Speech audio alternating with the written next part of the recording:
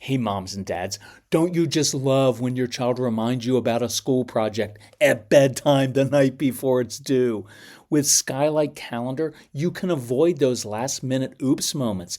It visually displays your family schedule in one place with different colors for each family member, so you can eliminate those last minute surprises that upset your kids.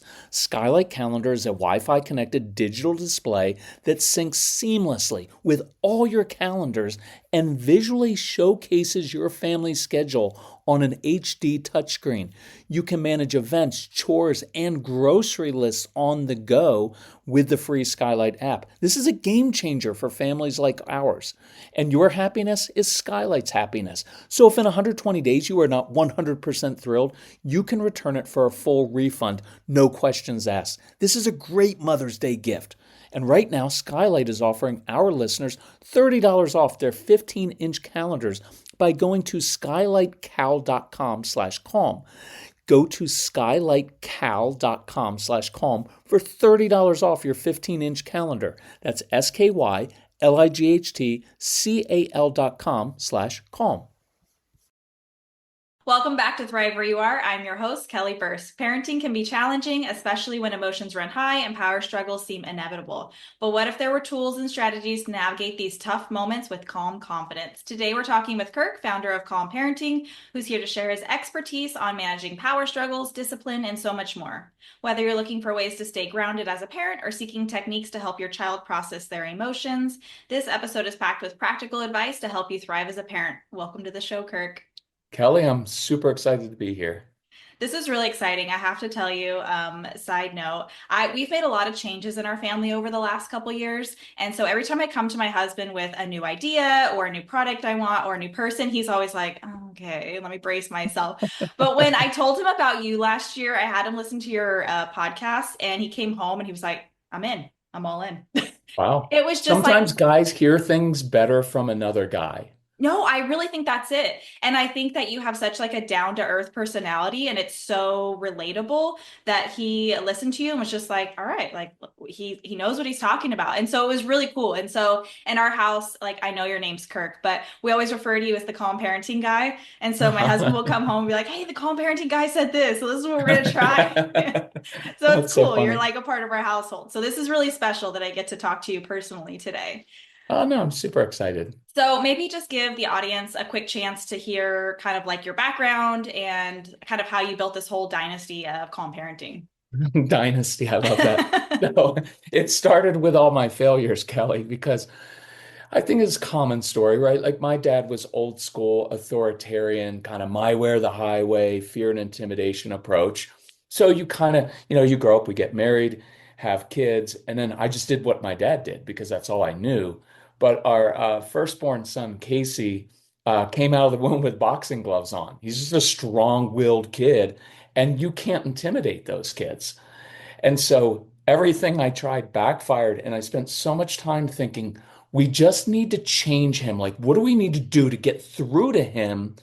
Because the strong-willed kids, it's like they make everything harder. Consequences don't really work. They like to touch the hot stove.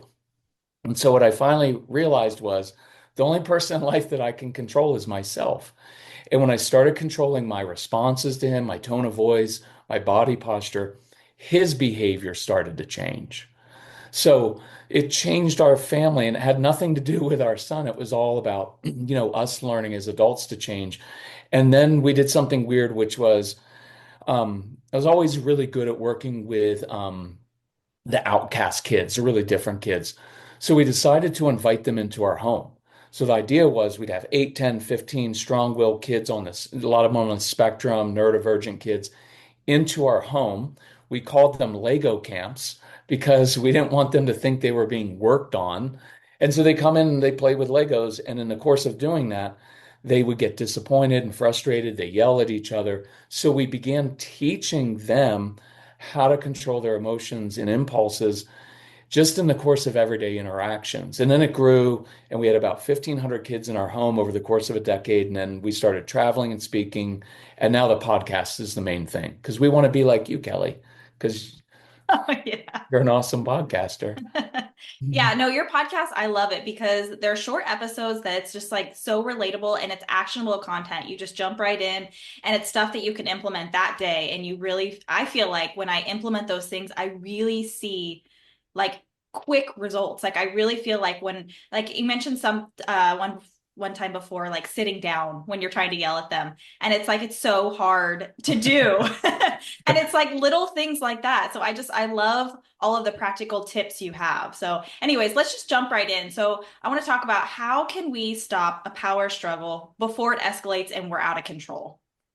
Okay, so I'd say let's do this. I'd say one is always control yourself, right? And realize I believe 80% of power struggles come from our own anxiety and control issues.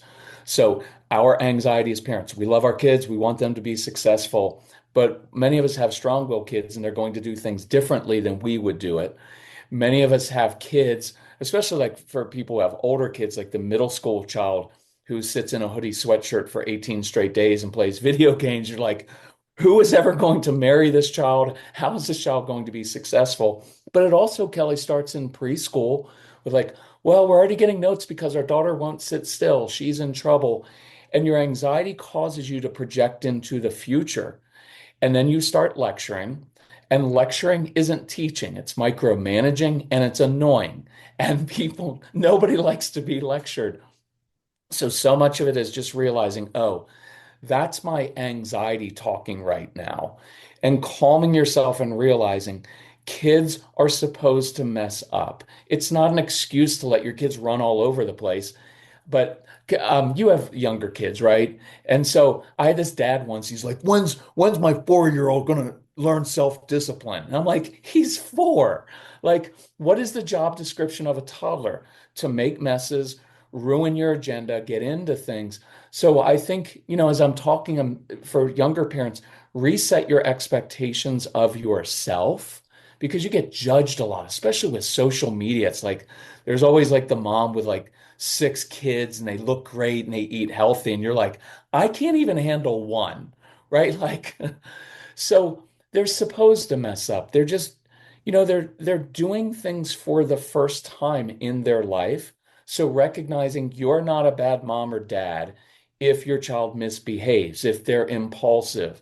And so you can control your anxiety a little bit.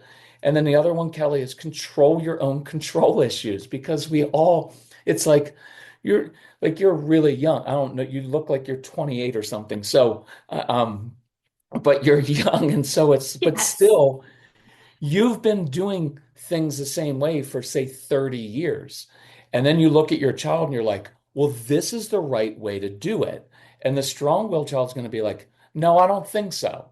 I don't want to do it your way. I want to figure it out myself, even if that's harder. So forgive me for talking so much, but the big Oh, concept I think to learn with strong-willed kids is giving them ownership of their choices within your boundaries. So you don't say, hey, do whatever you want. It's no, here's what I want accomplished. I'm very clear with that. But here's the difference. I relinquish control over how you get that done, as long as you get it done. Like homework time. Well, it's got to get done. But if you want to do your homework sitting in a closet or laying upside down off the sofa in a way that absolutely irritates me, go for it. Um, Ownership in the morning over morning routine. Kelly, I can tell we would talk before. Kelly was up like at 4 o'clock in the morning for this podcast, not quite, but close for this interview because she's very, very organized, right? yeah. Like I can tell by her email, she's like organized. Well, you obviously, it served you well in life to be organized and on time and have things set up. And so you go to do that for your kids, and the compliant kids will love that. And they're going to be like, of course, mommy. But the strong-willed child's going to be like, I don't like your way. And then we as parents are like, well, you're just being defiant and rebellious. And they're like, no, I want to kind of figure it out myself. So do things differently of like, especially because you live in a warm place. Like I start the morning with a treasure hunt of I hide some food, their breakfast outside. Why? Because it's weird and different. And because they don't want to be that regimented all the time. But the idea of ownership is I'm actually teaching them how to be responsible for themselves. Because when I'm micromanaging, in a sense, I'm kind of saying to them, you can't really do this yourself, and you need me to watch you, everything you do, and point out everything you do wrong.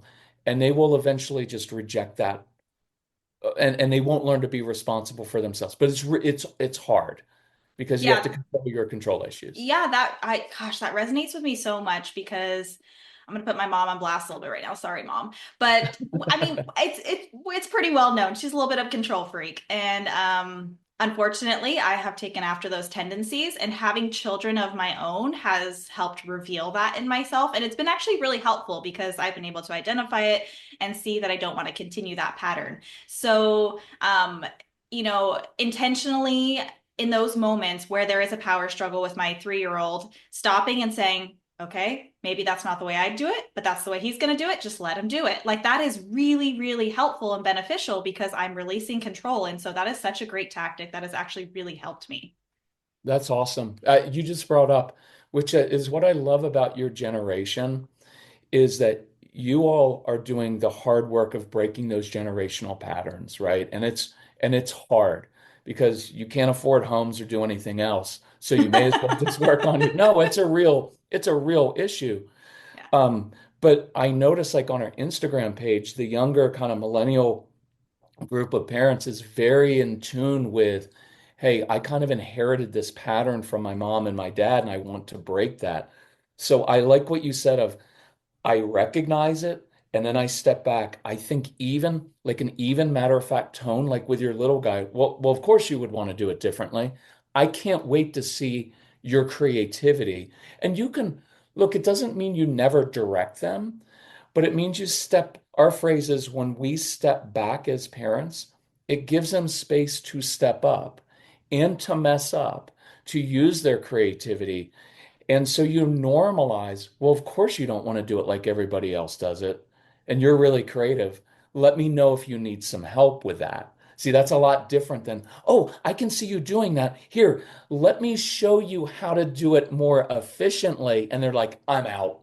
Yeah. Because, right, you've noticed that. Mhm. So I love that you're doing that. And I applaud the parents out there who are breaking these generational patterns because the gift to your kids is your kids will not grow up and have to struggle with being control freaks. Yeah, yeah, 1000%. Which is kind of, I want to segue a little bit into the idea of gentle parenting because that's a huge thing right now. It's like a trendy topic, I feel like. And there's two boats. There's either like, absolutely not, like, I'm not going to let my kids walk all over me, or yes, honey, like, let's just talk about it. And I think that there's a middle ground. And I think that a lot of people miss that mark. And so maybe you can talk a little bit on that and how you feel on the topic in general of gentle parenting. Okay. You're just trying to get me in trouble now. Yeah. You'll notice in our podcasts and our Instagram videos, I never use the word gentle parenting. I always talk about like too sweet. Because so here's the deal.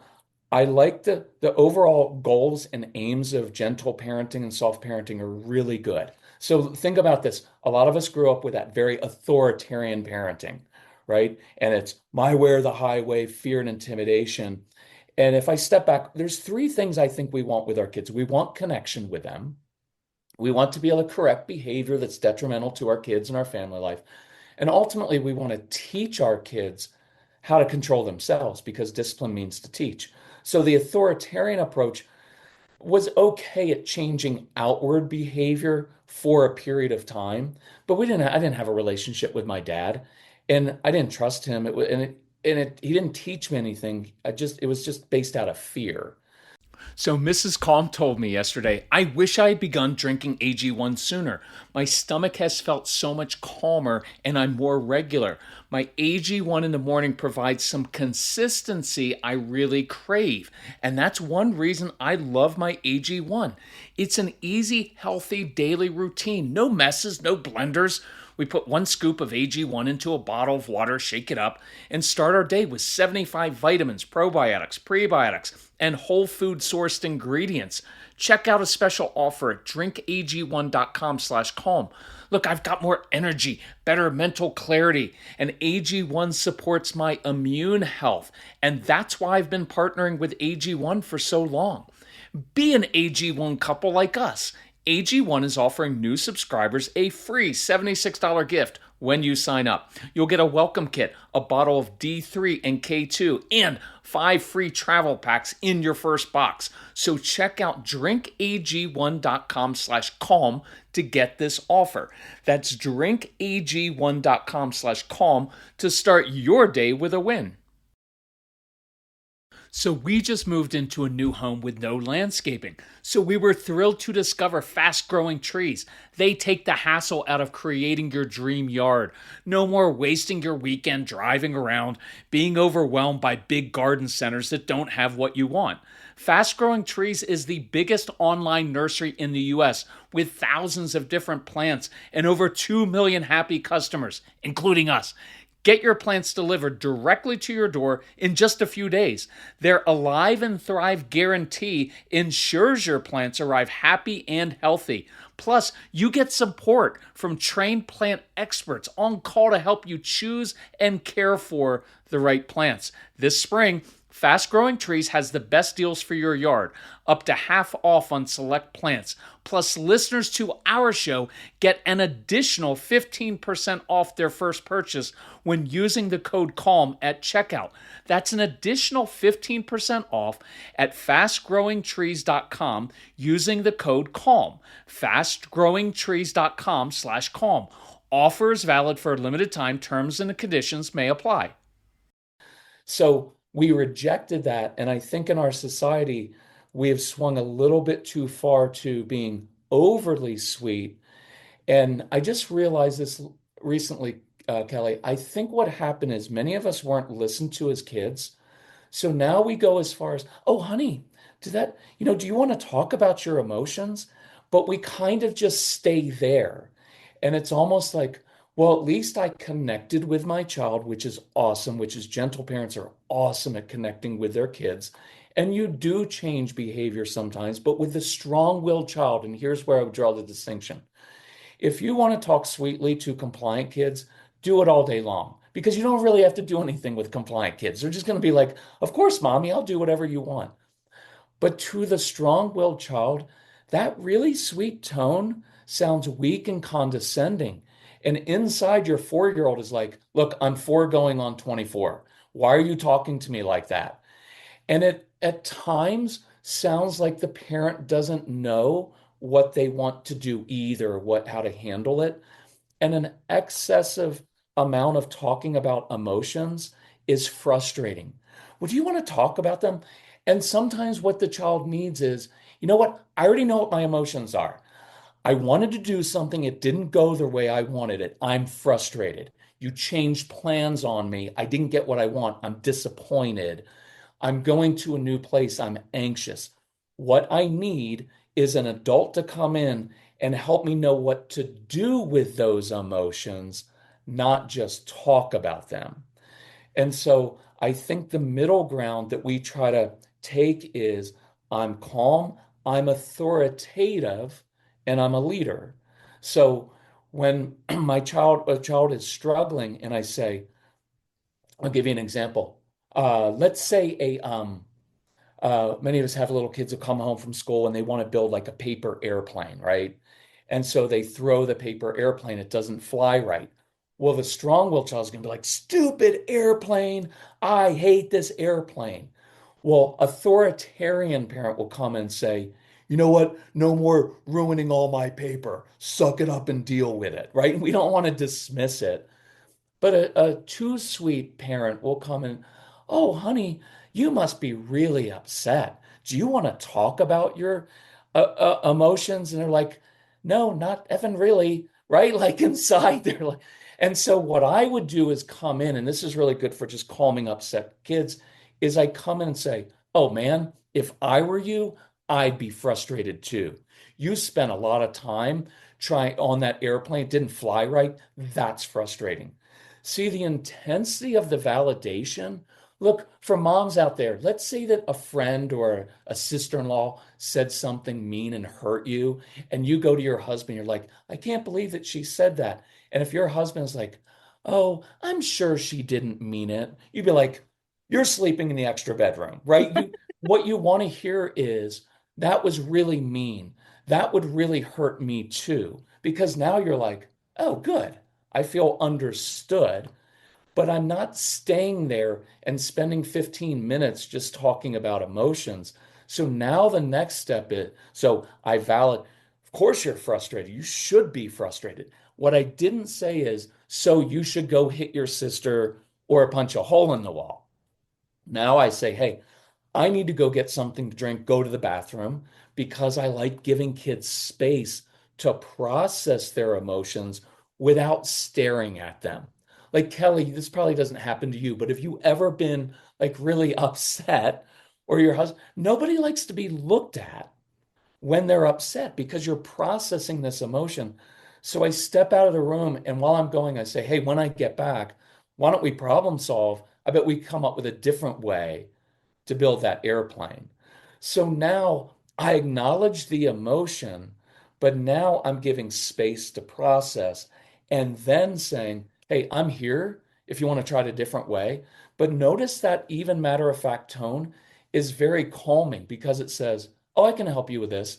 And I'm not thrown by it. Sometimes the authoritarian tone of like my dad's phrase was dry it up, no emotions, right? I just saw you flinch when I said that, but that was very common back then, dry it up. When I just dismissed emotions and shut them down. But the really sweet approach sometimes sounds like you're really upset and it makes me really uncomfortable. And I feel like I need to fix your emotions right now. And so I'm just going to talk to you.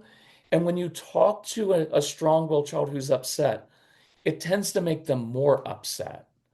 But when I said, I know what's going on, I'm going to remove myself for 30 seconds or a minute. And when I come back, I can help you.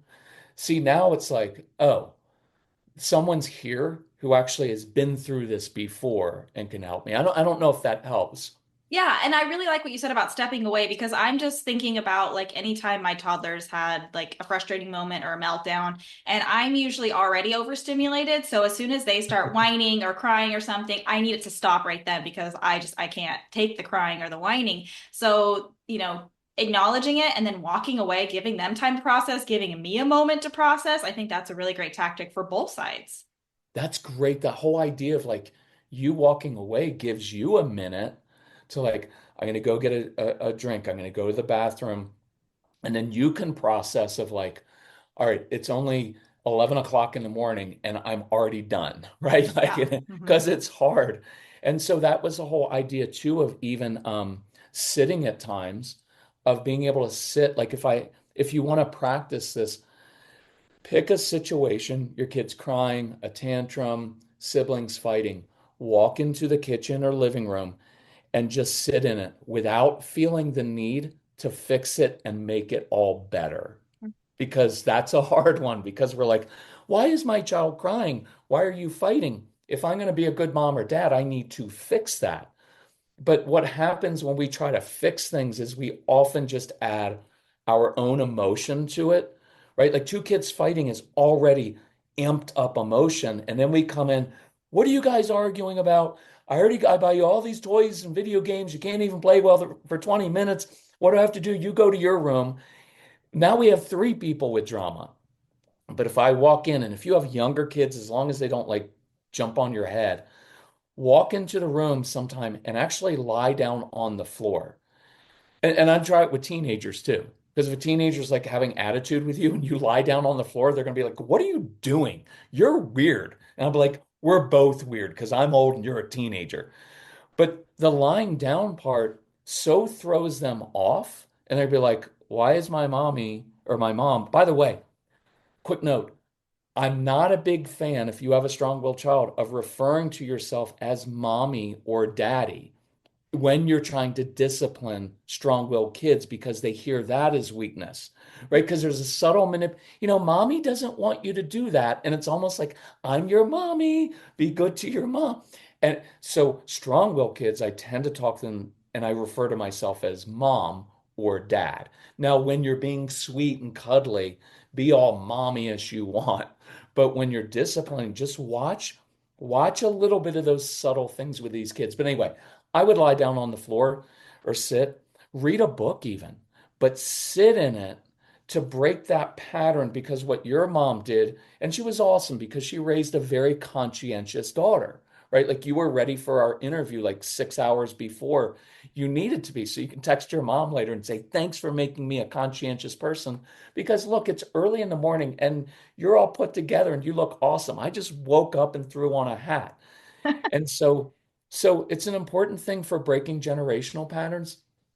And I know I'm off topic here, but that served you well, right? Your ability to be in control of things serves you well because you're organized, your home, you have traditions and routines, and your home's not super chaotic.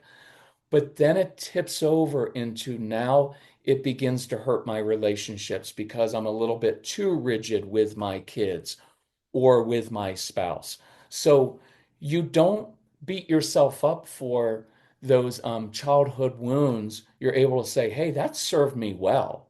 Like when I was a little kid, man, that was really good. My mom taught me how to be organized and on top of things, and that's really useful in life. But in my relationships now, I need to actively say, I'm letting my child own his or her choice right now without having to fix it. Yeah, I think that's great. And I think there was I want to say it was in the 30 days to call, maybe. It was like, I think you mentioned like intentionally, like let something go wrong or do something the wrong way or something. And I loved that, but it was so hard for me because it was like make your coffee the wrong way or like let someone do something the complete wrong way or something like that. I can't remember now, but Just practice imperfection. yes, practice imperfection. And it was so hard for me because, I'm sure you can imagine I like to do things my way, the right way every time. So that was like, but getting uncomfortable with doing things a different way and letting things go wrong is like something we probably would never think to do, but it is so useful. Well, especially if you're practicing it, then it's in your control, even, right? Like I make the True. joke of at Christmas time, how many people let your kids decorate the Christmas tree, but you can't wait for them to go to bed so you can make it all, right, make it look nice. And one year we had a Christmas tree that was just slanted a little bit, like it was off to the side. And everybody's like, do you realize your tree isn't straight? And I was like, yeah, but it's bothering you, not me, because I'm practicing. But you have to practice like, "Urgh." And being calm doesn't mean you're going to be like some Zen master. It's still going to frustrate you, but you just don't react to it because otherwise you will walk around correcting your kids 15, 20, 30 times a day. And so I'd rather you pick the things that are really important, not the fact that, yeah, I don't like the way my child, like, talk about our son Casey, he's a grown man now. I never liked the way he did things. I still don't like the way he does things. He's irritating, and half the time, even now, he does it because he knows it irritates me. And that's my issue. But when you can let go of that and be like, you know what? Not the way I would have done it, but I like your creativity. And one final thing is, I guarantee you, over time, in time, your kids will follow your example. But strong-willed kids often have to reject what you want first, and that's a huge insight before they can own it themselves. So they're probably not going to eat what you want to eat at first. If your faith is important, they're probably going to reject your faith first because they don't want to believe, they don't want to eat, they don't want to do things just because mommy and daddy want me to. They want to wrestle with themselves and then come to it on their own. But here's the cool thing. Once our son determined that putting healthy food into his body was good because it affected his body, he was done. Like then now he's done it for the rest of his life. And once he owns certain choices, it's like, well, now he owns it. So the sooner you give them some ownership, the sooner you have to stop lecturing and doing all of that, which is kind of cool. Okay, well, that gives me a lot of hope for my picky eater because my 3-year-old, the very strong-willed one, is so picky. And if you ask him to eat anything, nope. It's got to be his choice, and usually he still won't do it. And praying at night, if I ask him to say his prayers before bed, nope. But if he decides to say his prayers, yep, he'll say them just fine. So it's so funny because that's so spot on.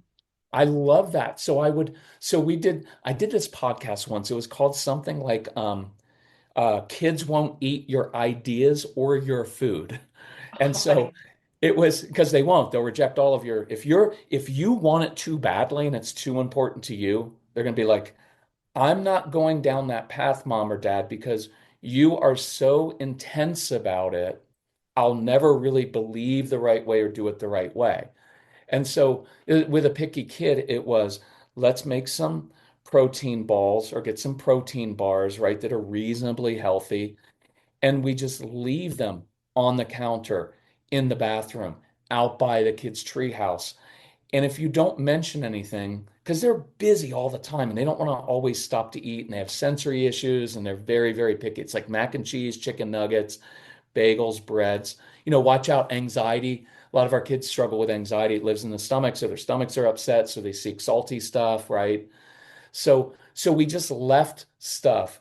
And then his parents were like, well, he started eating more, but he left his wrappers everywhere. I was like, well, you have to expect that, right? Like at least you knew there's the trail of where he ate. But there's often, I think, Kelly, that's that when I step back a little bit, I model it for them. And if like with your son, if I just put like a new food out, I put like one carrot, not like a whole plate, and I wouldn't mention anything. And even if he eats the one carrot, I know his parents were like, "Oh, buddy, you just ate a carrot." And they're like, "I'm out. I'm never doing that again." Same with potty training, right? Like, "You just pooped." And they're like, "Way too much attention. Chill."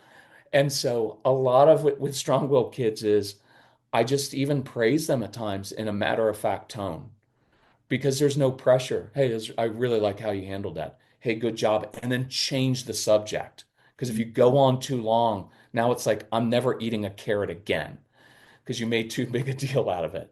That's such an interesting. Yeah, I kind of want to talk a little bit about that as far as sibling fights. Okay. Because I do have two boys, 3.5 and a 1 year old, and the 3.5 year old loves to push the 1 year old down, try to choke him out, try to pull his hair, like literally wrestling moves. It's intense. And so, we've tried kind of a lot of different methods, but the big reactions obviously don't work because he loves that attention. So I kind of want to hear your take on that. The best way to handle that when, the siblings are picking on the other siblings, because I know that's a lot of parents out there. Okay. I'll hit it from a couple different angles because can be complex. Um, One is to set the expectation that kids, siblings are supposed to fight. I know a lot of moms don't like that, or if you grow up and you were an only child, you're like, I can't believe they're doing that.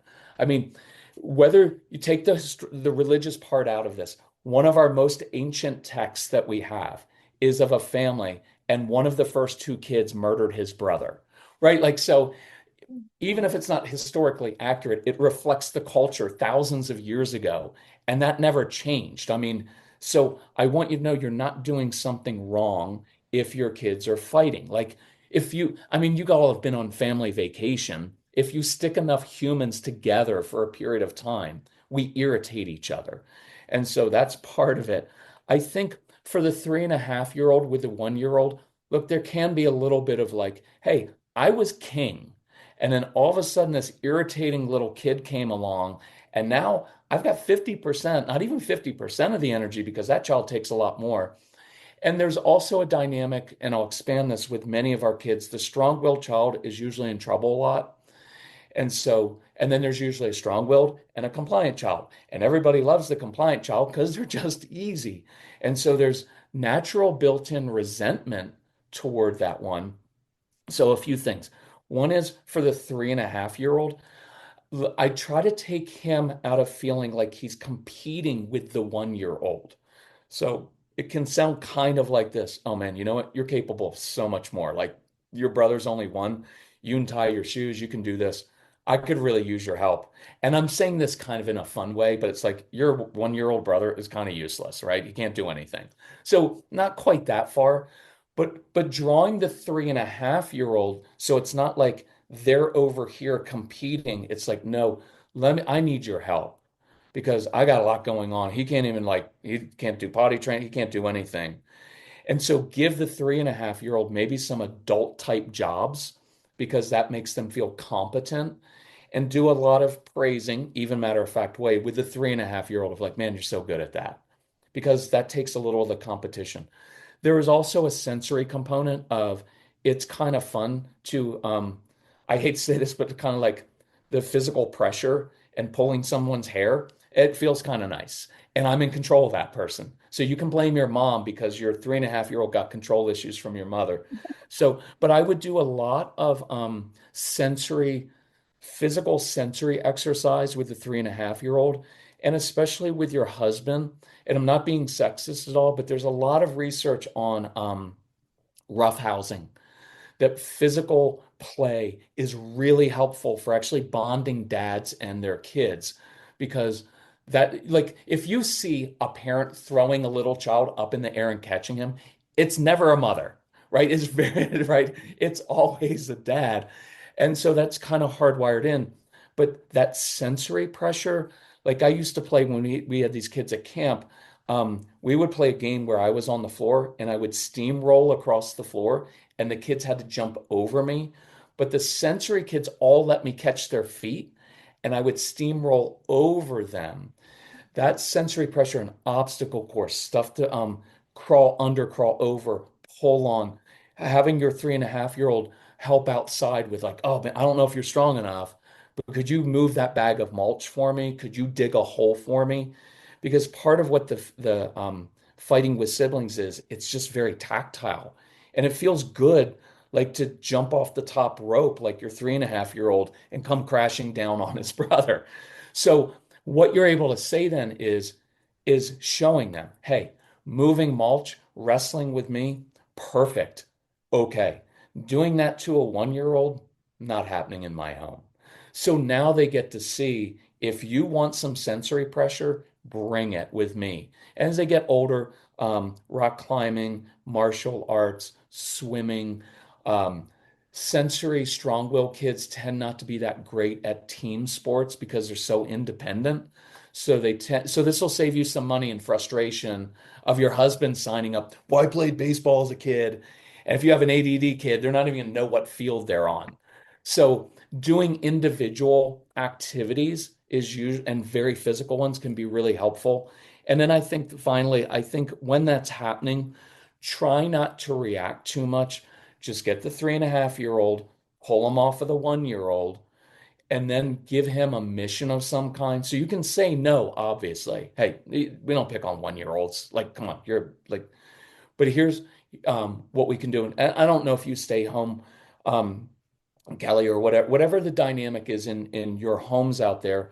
Like this one, I'd have your husband leave your 3.5-year-old like a little envelope every morning with a secret mission, or a couple of them during the day of like, hey, your 1-year-old brother, he can't do this. Your mom has way too much to do. Do you think you could move this for me? And just create some little jobs for him to do. Probably organizing if he's a little OCD like you. I'm kidding, but he'll probably I like mean, you're not wrong. organizing organizing things. So let me wrap it up this way. You always say no, but whenever you say no, especially with little kids, to something inappropriate, you have to say yes to something appropriate. Chokehold on 1-year-old? No. But you like to be really physical. Can you open these jars for me? You get them, can you move this out in the backyard? All those things. That's kind of where I go with that. I love all that so much. I feel like I'm going to listen to that on repeat. Sometimes I need these reminders, and like you said, I'm a little OCD. You're not wrong, because when I went through some of your courses, I actually wrote down like little phrases of things I didn't want to forget, and then I typed them up, and then I printed it out, and I put it on my refrigerator, so that every time I open the refrigerator, I'd read it and be like, okay, all right, we're gonna have a frustrating moment. I know it's coming. This is what I'm gonna do, because I need those actual reminders because it's so easy to just forget. So I need Yeah. that.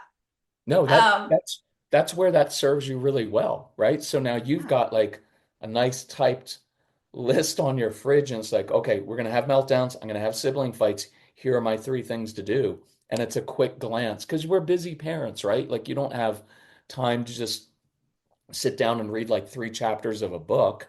Meanwhile, your child's being like, have a chokehold on them. Yeah, no, 5,000%. Yeah, that's so true.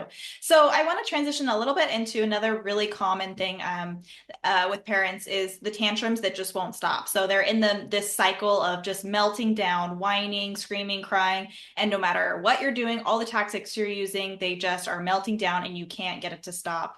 What is your go-to? Okay, so I'll do this quickly. I would have a distinction between a tantrum. So a tantrum is, Mommy, I want fruit snacks. No, you can't have them now. And it's purely rational, right? They just want to wear you down. And they do this really well in stores and in public because they know you're embarrassed.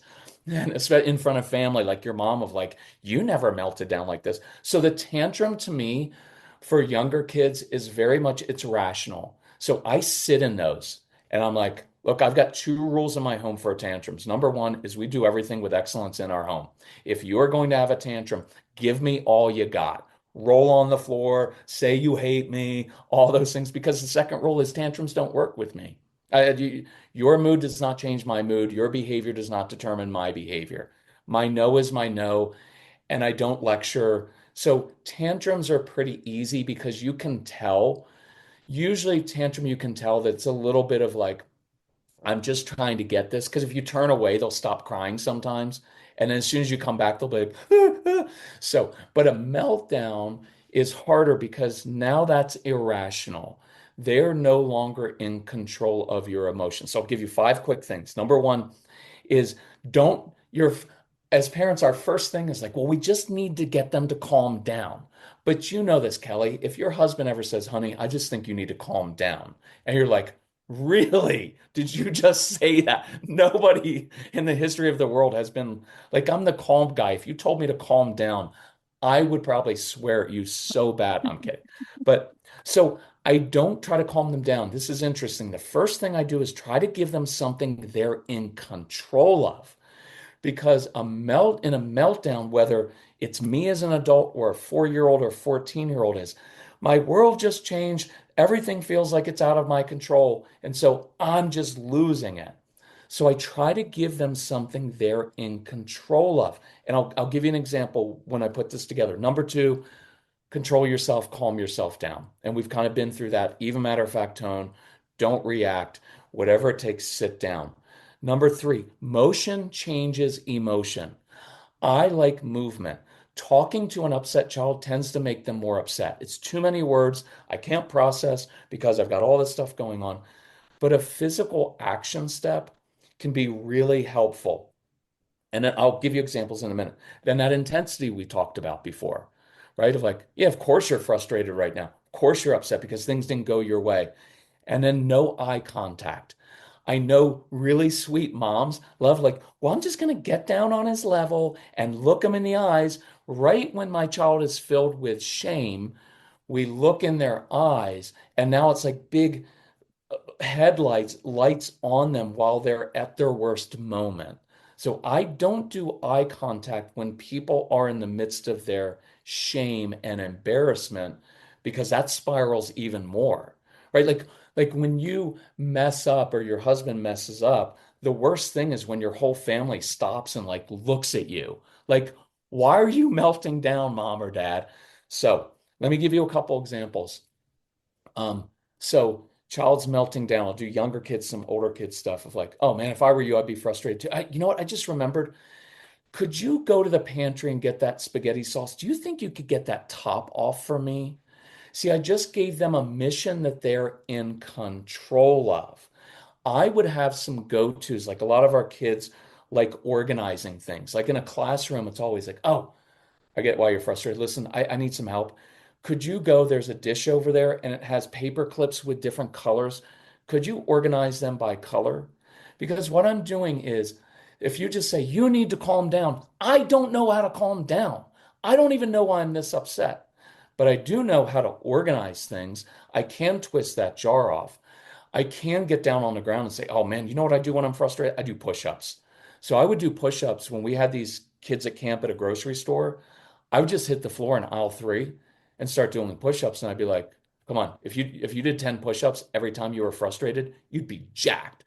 Right. I didn't really say that, but I would invite them in And I would model that, especially like your 3.5-year-old who sounds like a sensory kid.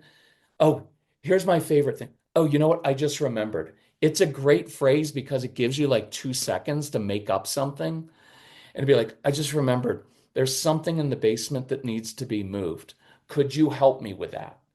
Because I've had older kids and I was on the phone once with this really good mom and she's like, our daughter is destroying our home right now and we can't get her to stop. And I said, "Hey, do you have like a sofa in the basement?" She said, yeah. And I said, so say this, hey, honey, listen, I've got to call grandma.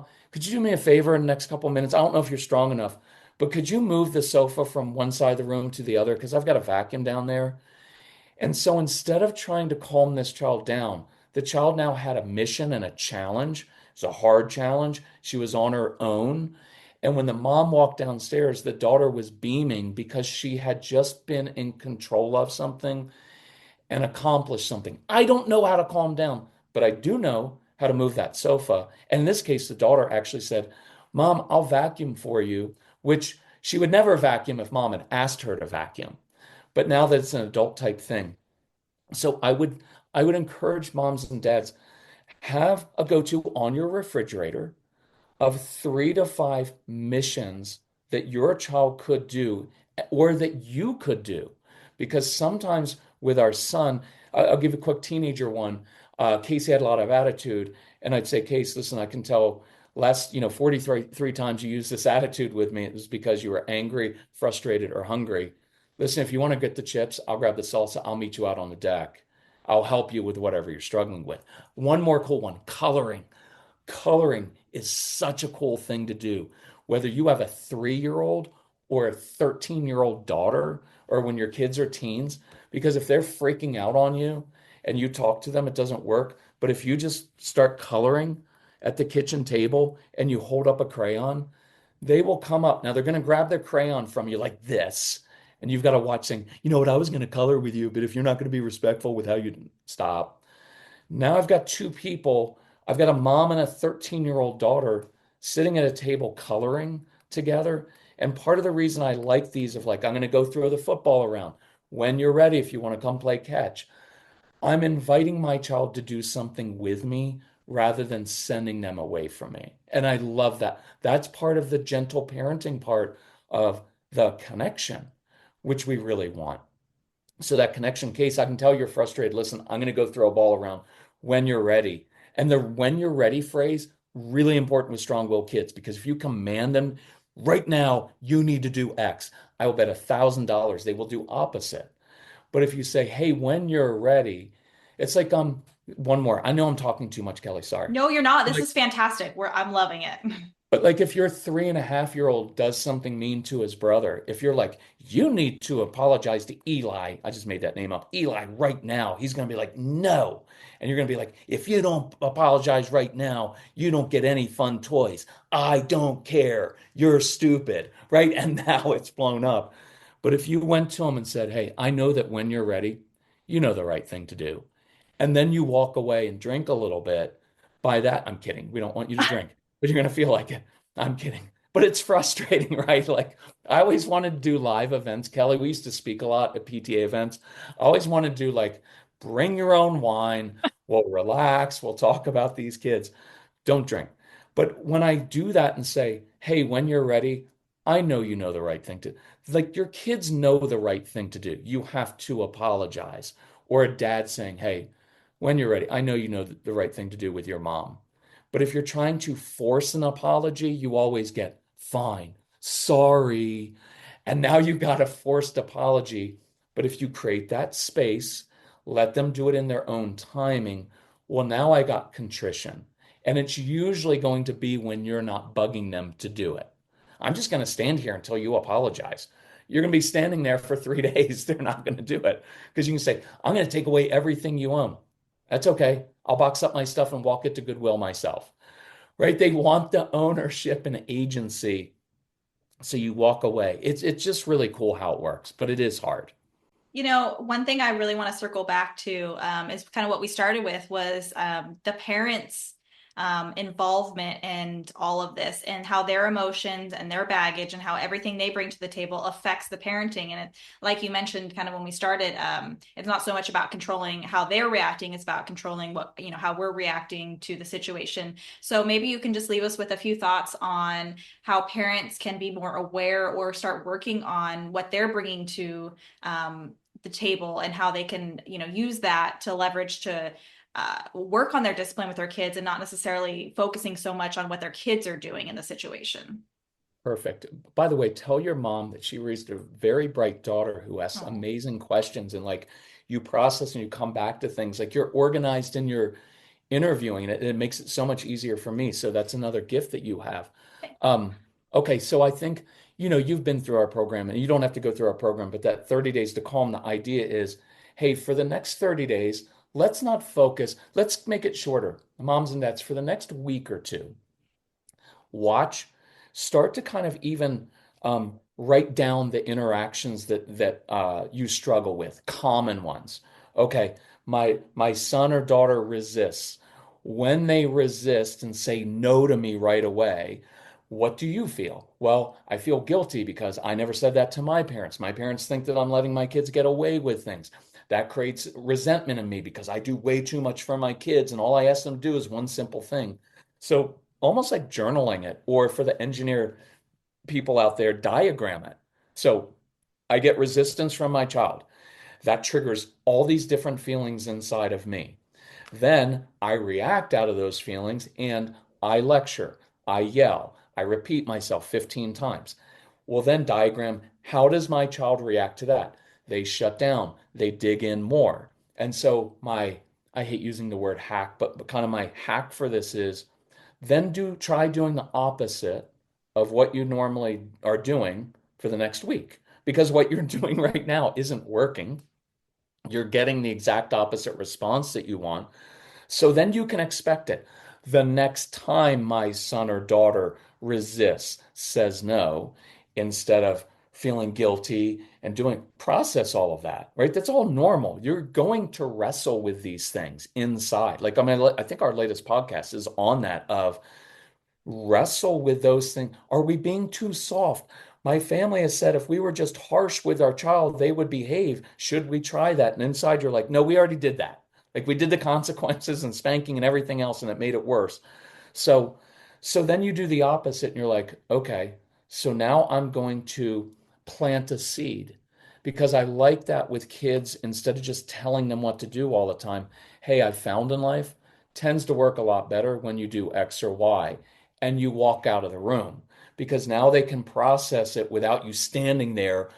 I'm going to stand here until you make a different choice. And your child's just going to be like, okay, let's have a standoff, because I don't sleep, I don't eat, I don't pee. Like I'll outlast you, right?